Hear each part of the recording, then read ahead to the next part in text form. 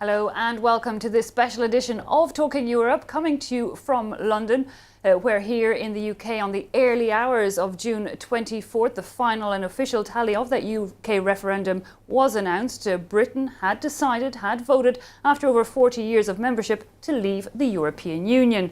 We saw the Prime Minister David Cameron announce his resignation. We saw the pound plummet to levels not seen since 1985. So, what now? Well, to help me answer that question, I'm joined in studio by Miss Anne-Marie Trevelyan, MP for the Conservative Party here in the UK on the opposite side. You were for the Leave campaign, let me point out, so pretty happy with the results. Yes. On the opposite side of the table, I have Mr. Charles Tannock, MEP for the Conservatives, and you sit with the Conservatives and Reformists in Brussels. And beside you, I have Mr. Tom Brake, MEP for the Lib Dems, Liberal Democrats. Member of Parliament. Member of Parliament. Did I say MEP again? Did, yeah. I've done, sorry. Member of Parliament, MP here in the UK. Thanks all for being with us. So we're both for Remain, by the way. You didn't mention that. On the opposite table, both for Remain, but still with smiles on your faces today. Well, what else can you do, really? You know, it's gallows humour, perhaps. Well, you can help me understand, because our big question is, what now? We haven't had this Article 50, which is, you know, the green light given, the official announcement given to the European Union that the UK is going to leave. Apparently, we're not going to announce that immediately.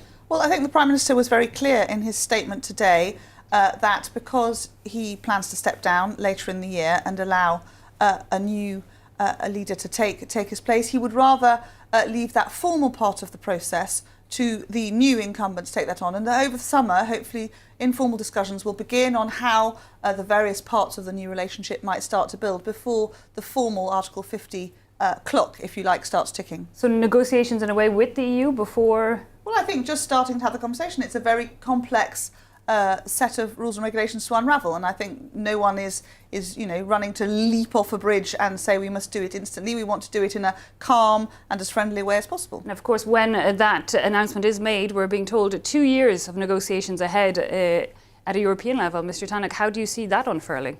Well, to be honest, I don't think the Leave campaign ever made it clear to us what the alternative agenda narrative is. I mean, some were talking about Albania, some were talking about Norway as a model, some were talking about WTO. I don't even know what they want, because they promised the earth, they promised the 350 million a week about 10 times over.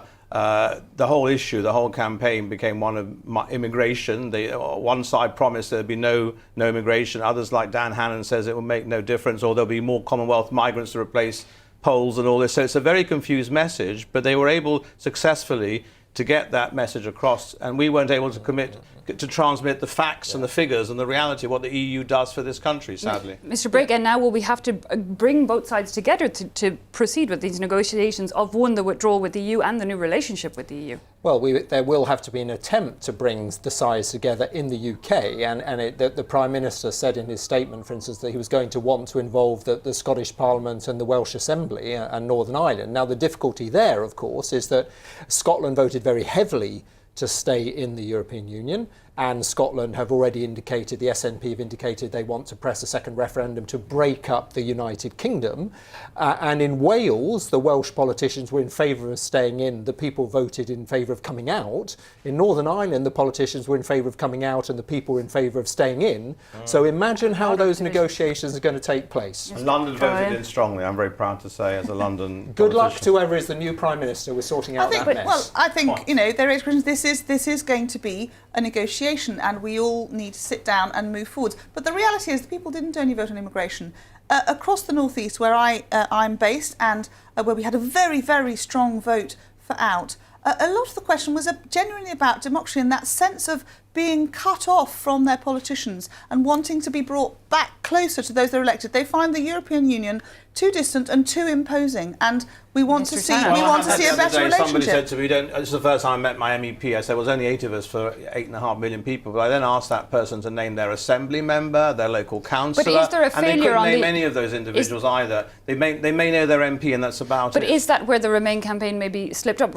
Was it able to pass the message of what the EU has done for the UK? No, of course we are, because we had 43 years of sort of propaganda, European bashing for so long. It's very hard to reverse that in a few months. And the economic arguments alone weren't enough. What we were trying to do, we were trying to counter what was very much an emotional message about I want my country back, although without specifying exactly what that meant, with a more rational message about the benefits of us being part of the European Union. Now that it is leave, I think a lot of us are saying, what you were saying, it's not all about immigration, but a lot of us are wondering what happens now across the EU, both for Brits abroad and for EU citizens here in the United Kingdom. It will obviously take a few years before it's negotiated and before potentially anything changes, but will people have to move? I mean, will they lose that right? The Prime Minister was very clear in his statement today, and there are very clear rights set out that have been in place for a very long time. Nothing dramatic is going to happen. In fact, the Remain campaign was saying so themselves. This is not a dramatic falling off a cliff moment. This is the British people marking and saying very clearly this is the direction of travel they want their elected British government to take them in, and that's what we will do. We will respect that view and take it forwards. And I know that my colleagues will support that in the longer term. I think the real issue, though, first of all, is there is more reassurance required, because I think there are a lot of people who are worried if they've got friends and family working in other EU countries about the impact it would have on them. But I think the real question is what happens longer term, because whilst the EU citizens may have rights that they have now on the 23rd of June, if the European Union develops in the future and perhaps new rights are required within the EU, then you have a discrepancy between the UK and the EU, and I think then it starts to get very messy. Also, to be honest, they'll be losing rights. My wife will lose her rights to vote in local elections. She's a European Union citizen. They're going to have their franchise taken away for the mayor of London, the local councils.